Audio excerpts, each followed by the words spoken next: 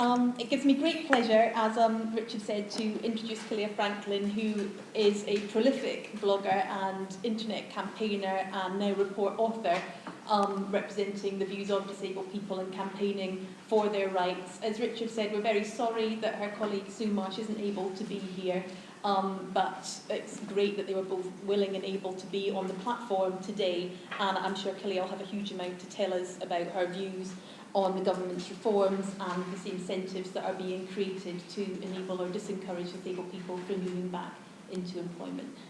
Thank you. Thank you. I hope nobody minds the laptop, but we wanted to record this part of the event for those disabled people who can't be here so that they can also participate.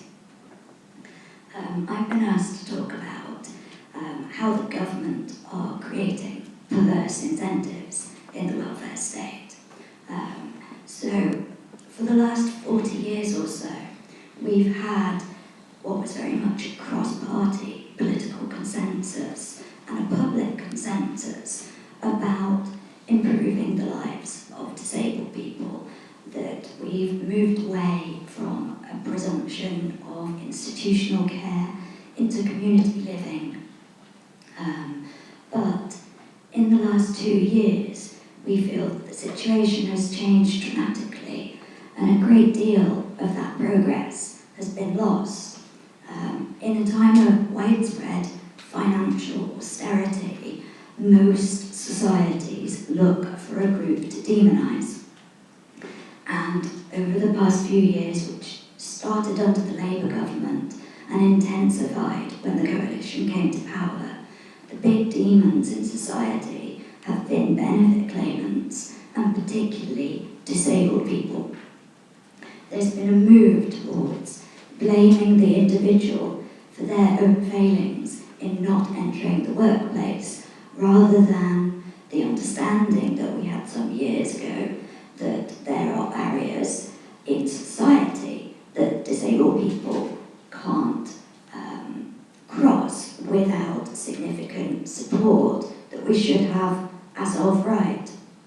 And we've moved from a position of seeing people contributing to society in a whole variety of ways, whether that's just from being an active part of their own community, or whether it's voluntary work or providing employment to others, to this very determined focus on full-time paid employment as the only way that people are seen to be contributing to society.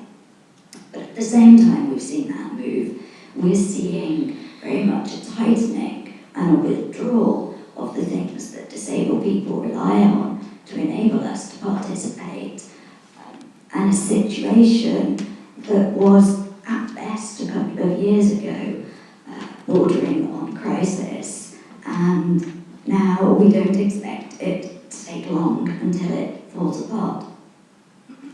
One of the important things to note is the difference between what we would describe as DDA disabled, so Disability Discrimination Act, now Equalities Act disabled, and DLA disabled. Their estimates vary, but there's between 10 and 20 million people in the UK living with disabilities or long-term health conditions, so that covers a whole age range, whether it's young people born with disabilities or, at the other end of the spectrum, older people who've developed dementia or age-related disabilities. Disabled people and sick people particularly, we don't tend to be the most visible members of society. Most of us don't have wheelchairs or white sticks to pinpoint us.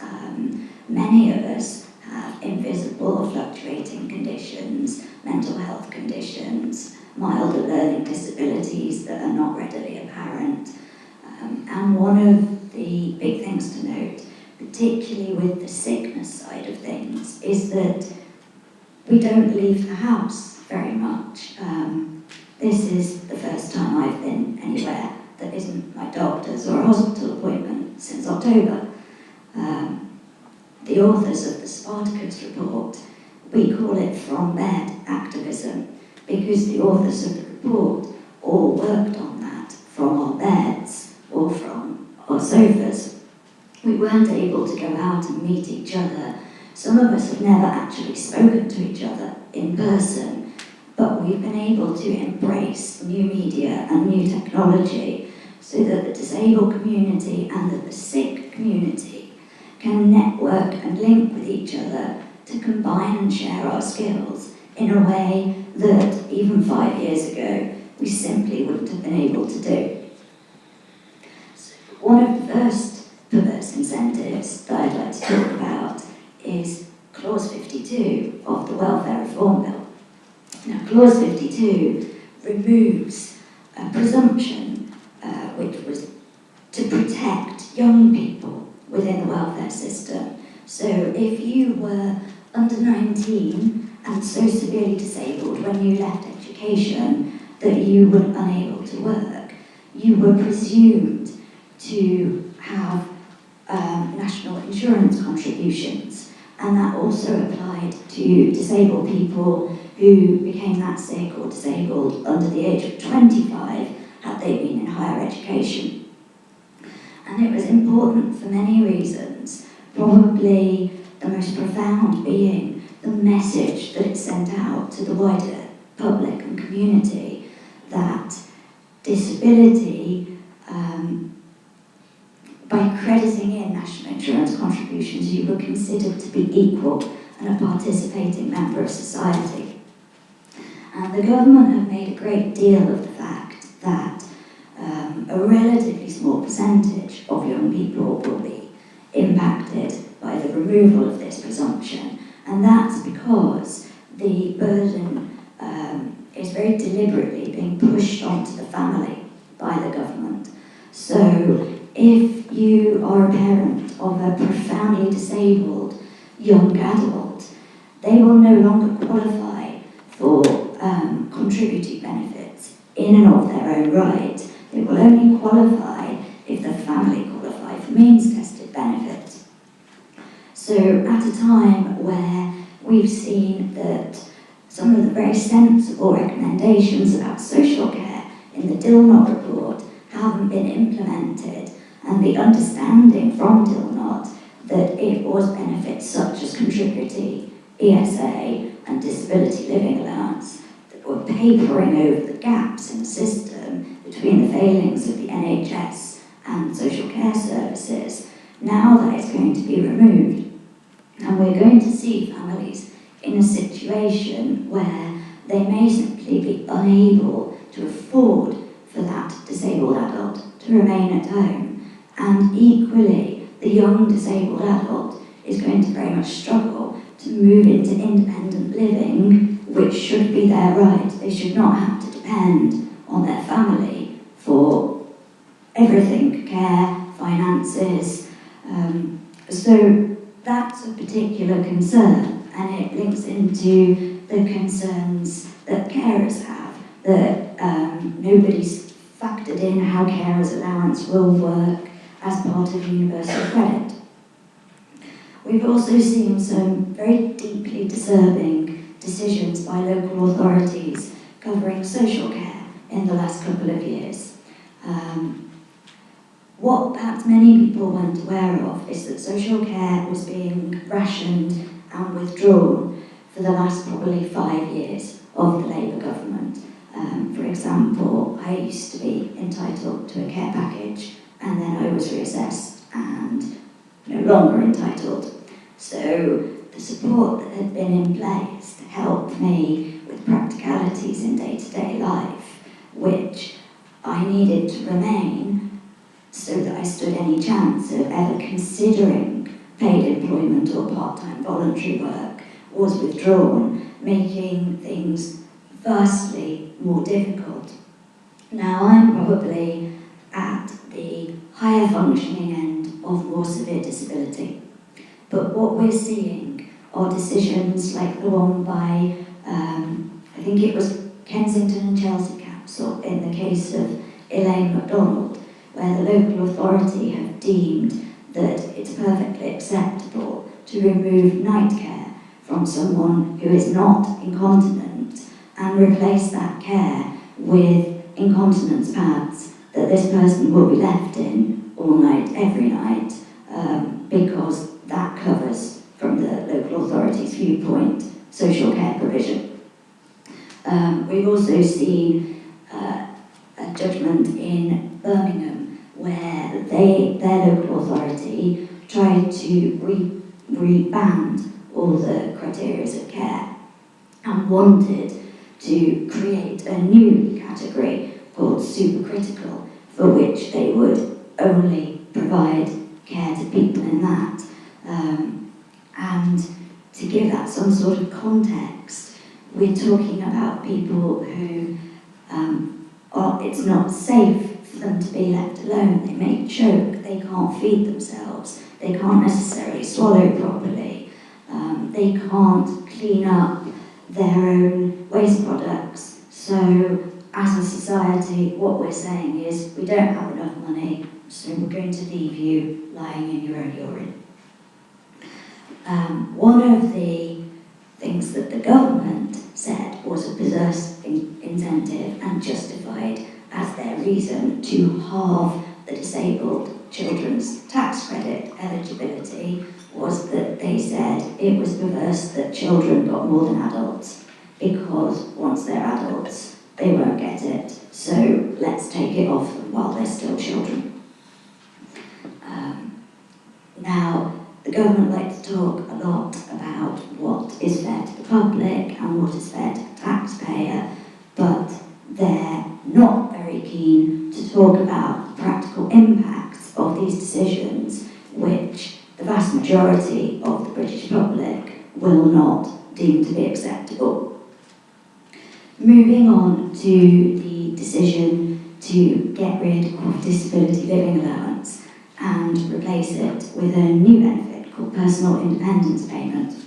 The government tried very hard to tout that as a justification for the numbers of fraudulent claimants and have been deeply misleading at many points, particularly over the consultation that they had with disabled people, which was why we felt we had to produce the report, Responsible Reform, the Spartacus report, because the government very clearly cherry-picked the responses that they wanted and refused to publish all the responses. So we had to use Freedom of Information Act requests to get them. And although we have requested all the individual responses, we expect that the government will refuse to provide them because they're going to say that they can't anonymise them for data protection purposes and it wouldn't be cost effective to do so. So they've tried to say that the consultation report that we produced was misleading because we only looked at 10%, but what we actually looked at was the group responses from all the different organisations, the charities, the DPOs. So the 500 responses we were allowed to see actually represented huge numbers of disabled people, because, for example, just one of those responses would have been from Scope, who consulted hundreds of thousands of people. So the House of Lords have voted that DLA is going to go, and the government have had to come out and admit that this means 500,000 genuinely disabled people with no suggestion that they're fraudulent will lose access to this benefit. Now, as we know from DILNOT and from lived experience as disabled people, DLA is the only thing that is papering over the cracks in the system anyway. For people like me who had their social care support withdrawn, without the money from disability living allowance, I can't buy in the kinds of things that I need to replace that support. The government have made a great deal about how the big society should replace that provision. Well, I'm possibly the only person in the country that lives in a community that is a big society community, My neighbours take it in turns to bring meals in. They'll come in if I'm having a bad day and make me drinks or clean the kitchen. But it's not a sufficient replacement for a social care package to enable me to participate in the wider world or employment. But what it does do, in combination with DLA, is stop me from slipping back further and ending up in a much more critical category, so that the local authority would have no choice but to provide an expensive support package.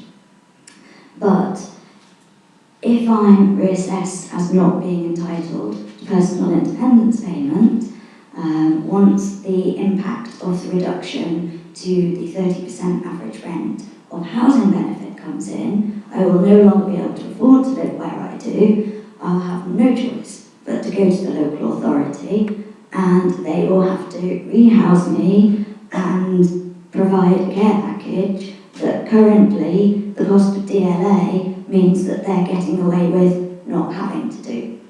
It's also really important to note that amongst the disabled community, the people who are in work are heavily reliant on disability living allowance to meet the extra costs of their disability.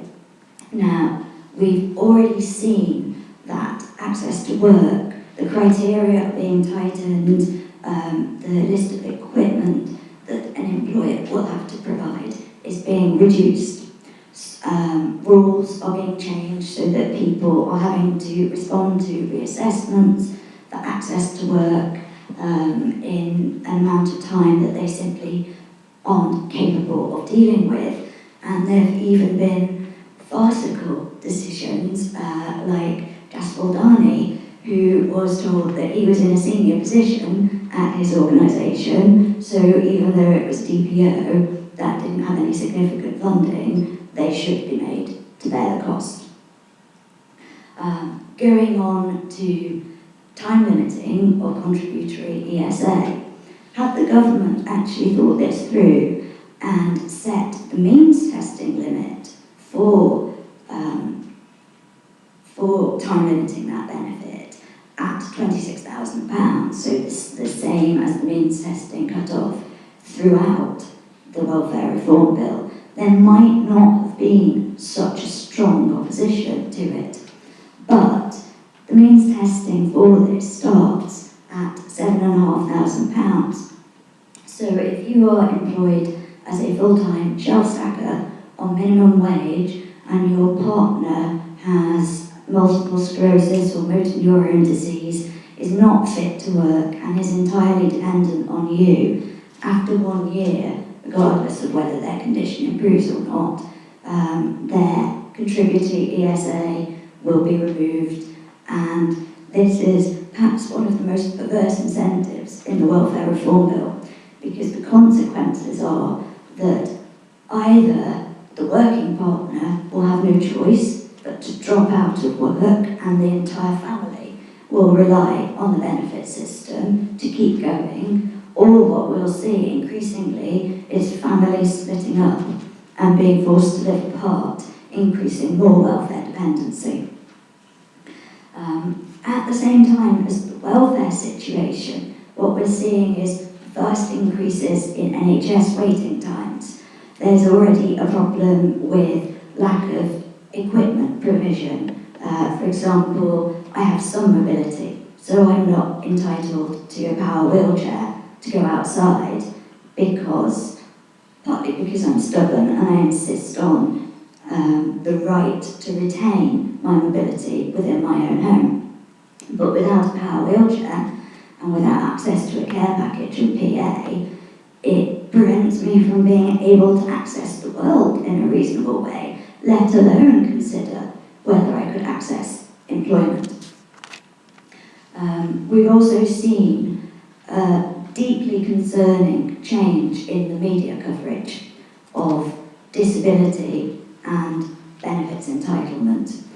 This was looked at recently by the Glasgow Media Group, and there's also been a 75% increase in hate crime targeted against disabled people in the last 12 months. And as disabled campaigners, a lot of the anecdotal reports we receive is that the abuse that people hear has altered. So whereas a year ago they might have been an effing spaz when they were screamed at in the street, now they're an effing benefit scrounging spaz. So we feel that this is very clearly linked to the coverage. We're also seeing a push to legalise euthanasia at a time when support and welfare is being withdrawn, which means whatever your beliefs about the rights and wrongs of voluntary euthanasia, people will be forced down that road because they cannot get the financial or the practical support that they need.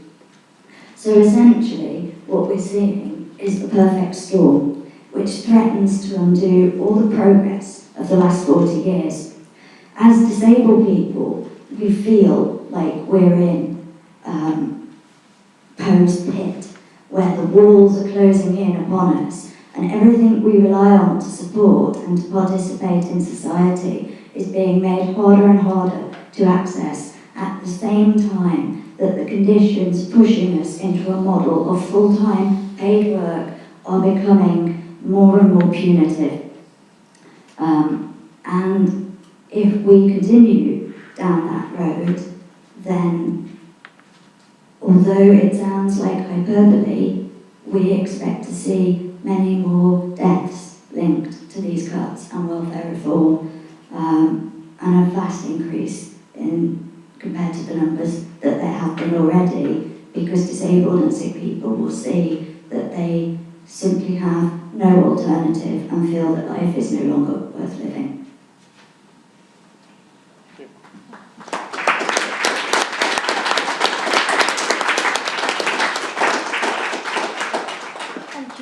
Thank you very much indeed, Kaliya, for an extremely comprehensive assessment of the possible impacts of the government's welfare reforms, and also for sharing very honestly your own experiences and those of other people as well. I think that's something that's all very important for us to bear in mind when we look at the statistics, the number of individuals that are behind every single one of them. Now I think we're going to take a short break for 10 minutes. Hopefully in that period the IT equipment will be sorted out, and if not, I hope that we'll have copies of the slides for people in the audience so that we can keep going and hear from Paul and Declan after the break. Apologies again for this inconvenience and the disruption that there's been with getting the slide packs ready, but we are doing everything we possibly can to make sure everything works well in the second half of the seminar. Thank you. There's more tea, coffee and biscuits at the back if anyone would like some. Thanks.